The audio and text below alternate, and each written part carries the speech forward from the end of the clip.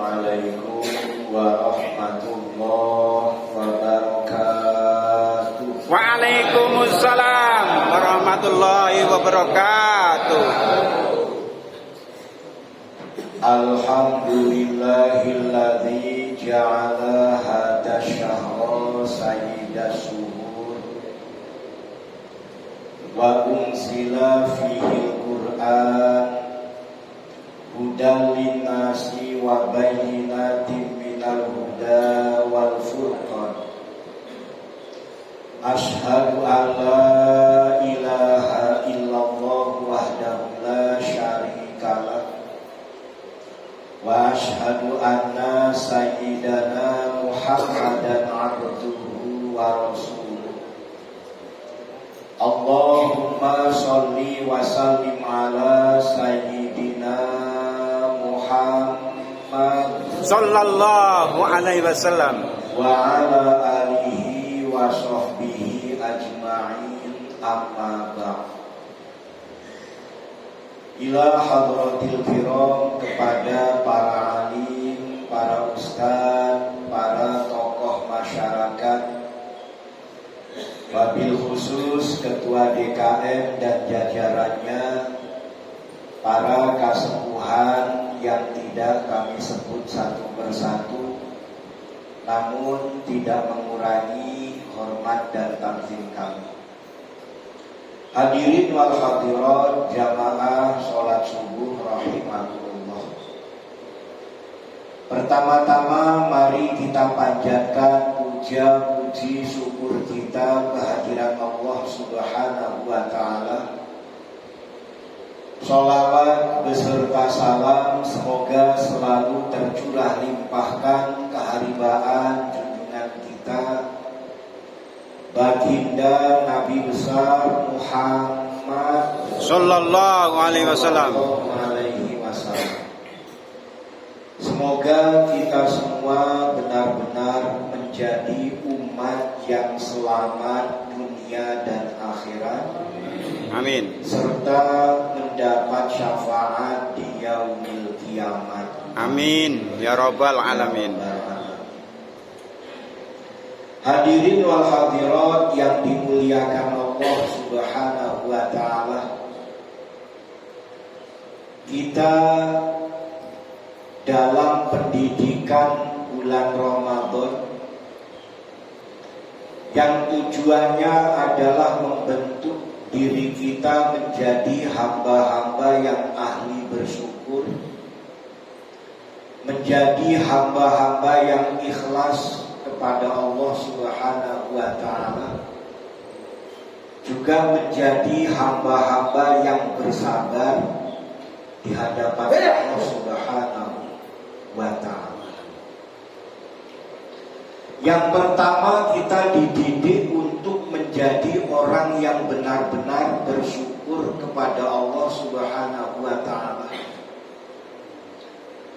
Karena dengan puasa ini menjadikan kita sadar bahwa tidak ada manusia yang gagah perkasa yang kuat tanpa makan dan minum. Ada orang kuat, orang hebat, ternyata kalau tidak makan, tidak minum, tidak jadi kuat, tidak jadi hebat. Nah, kita selalu diberi nikmat oleh Allah dengan cukup makan, cukup minum. Malah kadang ada yang berlebihan. Artinya berlebihan ini sampai ada yang tidak kemakan, terbuang-buang dan lain sebagainya. Kita sangat-sangat bersyukur karena ternyata Allah selalu mencukupkan nikmat makan dan minum kepada kita. Alhamdulillah. Nah, sekarang tinggal bagaimana kita mengaplikasikan rasa syukur dalam kehidupan, sehingga rasa syukur ini membuahkan kesungguhan kepada Allah dalam iman dan takwa kepada Allah Subhanahu wa ta'ala. Maka dengan syukur ini ibadah kita meningkat, ketaatan kita meningkat kepada Allah Subhanahu wa Ta'ala, makin hari akan selalu menjadi lebih baik. Amin ya rabbal alamin. Dan juga dengan syukur ini Allah akan melipat gandakan nikmatnya kepada kita. Maka dengan banyaknya orang yang bersyukur kepada Allah, terutama di negara kita ini, makin banyak berkah yang Allah hadirkan kepada kita. Meskipun masih banyak juga musibah yang Allah turunkan. Ini kalau dibilang ada plus dan minusnya manusia. Kita banyak yang bersyukur kepada Allah Subhanahu wa Ta'ala, tapi juga masih banyak yang kufur dengan nikmat-nikmat Allah Subhanahu wa Ta'ala. Banyak yang taat kepada Allah, banyak yang selalu menjalankan perintah-perintah Allah, meninggalkan larangan Allah, tapi juga yang melakukan maksiat masih banyak. Makanya satu sisi Allah limpahkan berkah kepada kita, tapi juga ada sisi lain Allah turunkan musibah, Allah berikan bencana.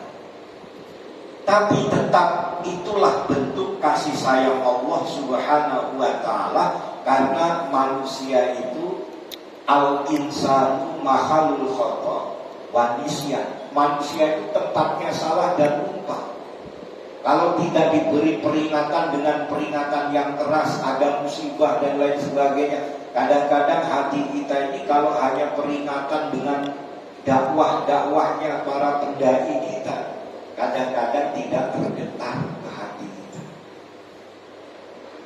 Malah kadang-kadang ya, namanya nafsu tadi, ada nafsu sehingga diberi peringatan, malah kadang-kadang sudahlah kita masing-masing saja. Ayo kita sholat, ayo kita puasa, ayo kita tadarus Al-Quran, ayo kita beramal, sudahlah masing-masing saja. Ini sebetulnya jawaban nafsu, jawaban yang keluar dari hawa nafsu kita. Padahal semakin diajak dalam kebaikan, ini hati kita harus semakin bersyukur, berterima kasih, karena bagaimanapun kita ini butuh dengan ketaatan kepada Allah Subhanahu wa Ta'ala. Lalu setelah kita menjadi orang yang ahli bersyukur kepada Allah Subhanahu wa Ta'ala, yang kedua menjadi pribadi-pribadi yang ikhlas dalam segala keimanan kita, amal-amal solih yang kita lakukan dengan landasan iman kepada Allah Subhanahu wa Ta'ala. Semuanya kita lakukan ikhlas karena Allah Subhanahu wa Ta'ala. Sehingga karena Allah mencukupi nikmat-nikmatnya kepada kita, Allah selalu mencukupkan karunia-Nya kepada kita, Allah selalu mencukupkan kasih sayangnya kepada kita. Disitulah rasa syukur yang kita lakukan berbuah ikhlas. Maka kalau sudah ikhlas ini tidak ada tuntutan apapun kepada Allah Subhanahu wa Ta'ala. Meskipun Allah janjikan dengan sholat kita, dengan puasa kita, dengan segala aktivitas ibadah kita, Allah janjikan pahala yang terbaik, yaitu surga. Amin. Bahkan sering di bulan Ramadan ini sabda Rasulullah SAW disampaikan, al-jannatu mustaqatun ila arba'ati nafar. Surga merindukan 4 macam golongan. Tapi memang perlu jadi pertanyaan, bagaimana sampai surga itu merindukan 4 golongan ini? Kok sampai sebegitunya dirindukan oleh surga? Siapa yang dirindukan oleh surga? Talil Quran wa hafidhil lisan wa mut'imil ji'an wa sha'imina fi syahri Ramadan. 4 golongan yang dirindukan oleh surga itu, yang pertama orang yang gemar membaca Al-Quran. Maka kita bersyukur tadi malam peringatan nuzulul Quran. Hampir semua masjid, semua mushola mengadakan peringatan nuzulul Quran. Ini untuk memperingatkan kita agar kita lebih cinta dengan Al-Quran, lebih gemar membaca Al-Quran, jika kemudian mengamalkan Al-Quran dalam kehidupan.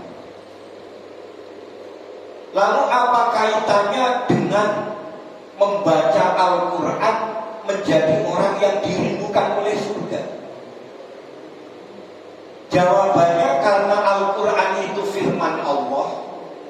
Al-Quran itu firman Allah. Orang yang membaca Al-Quran ini orang yang menyambungkan gelombang frekuensinya dengan Allah Subhanahu wa ta'ala.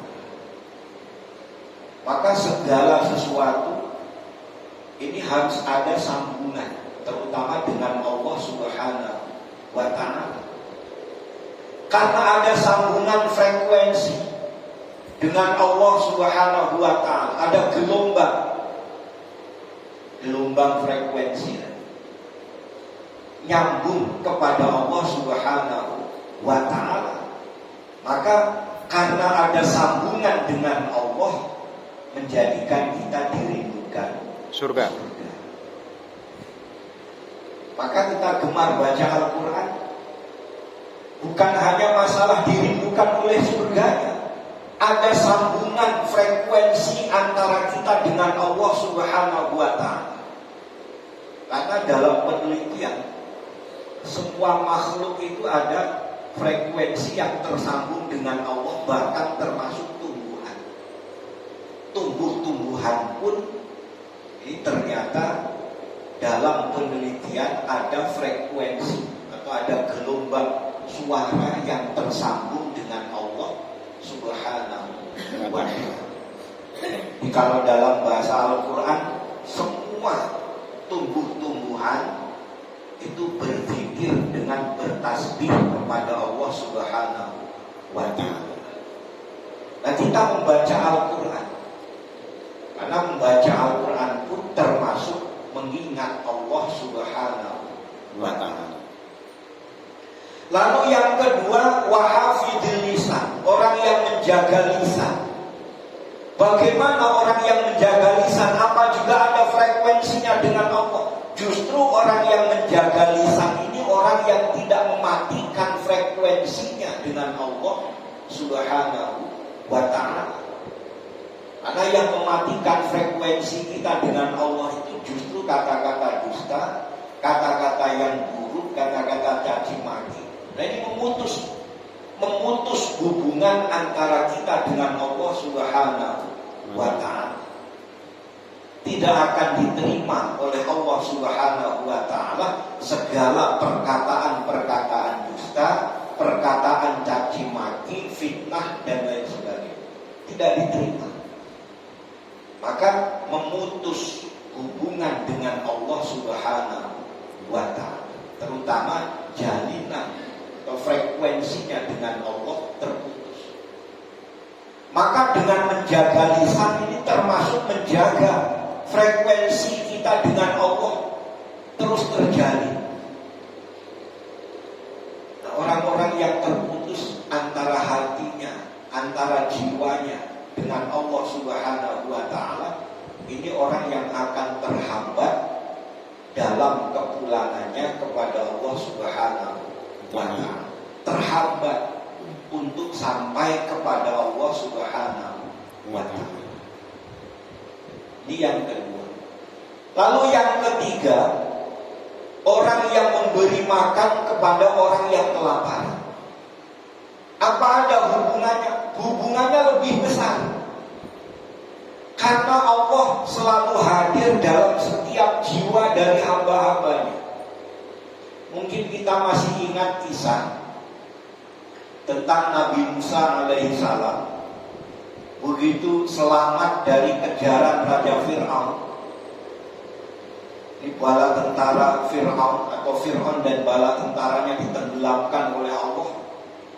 Selamat Nabi Musa dan para pengikutnya.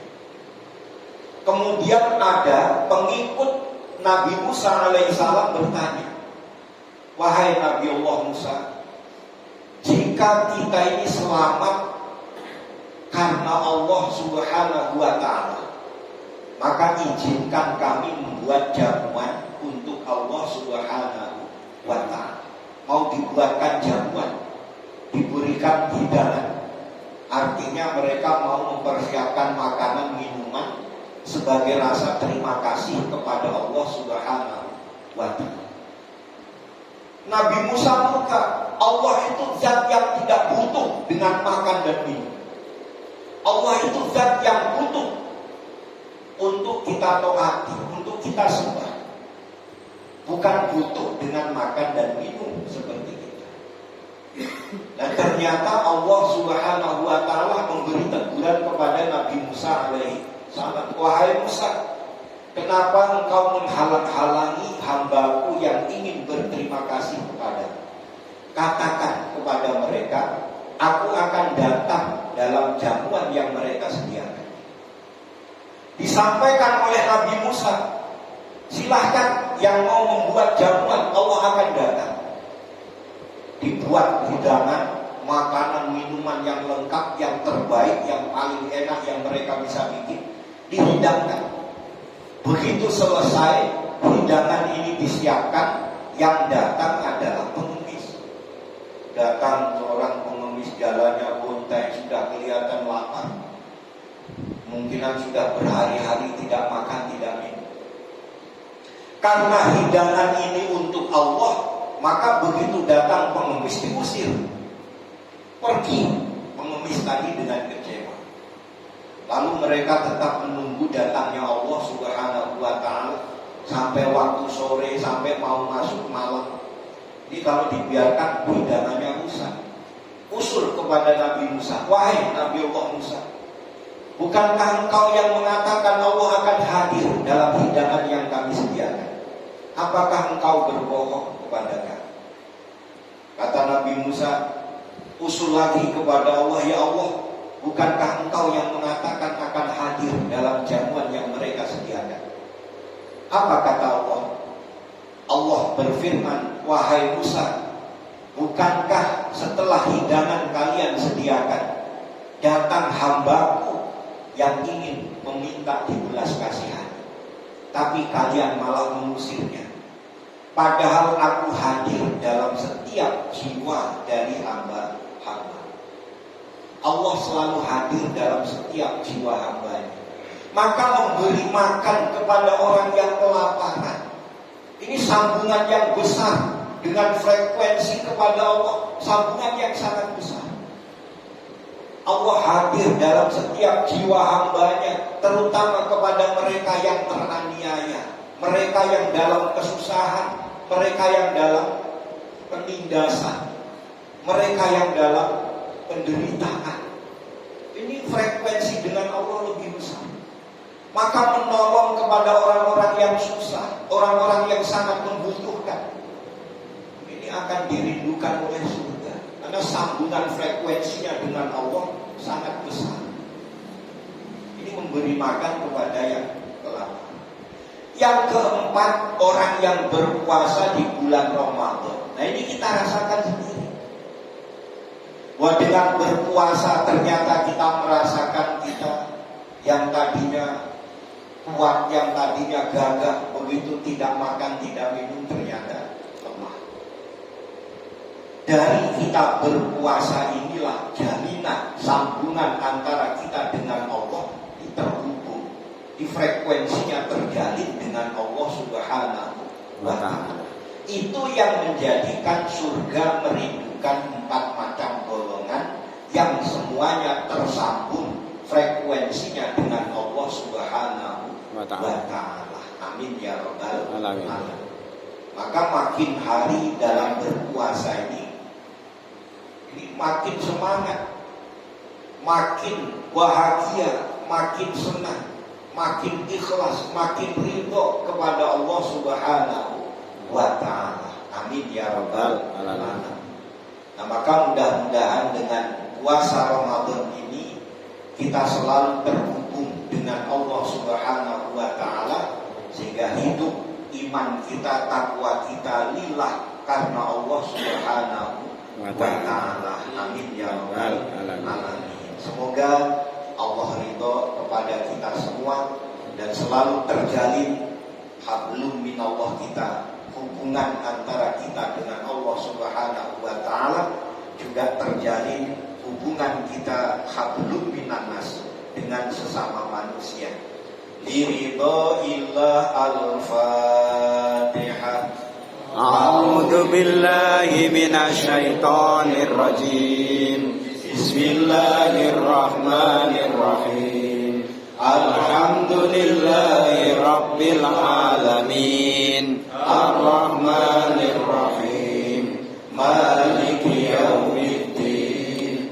Iyyaka na'budu wa iyyaka nasta'in. Ihdinas siratal mustaqim.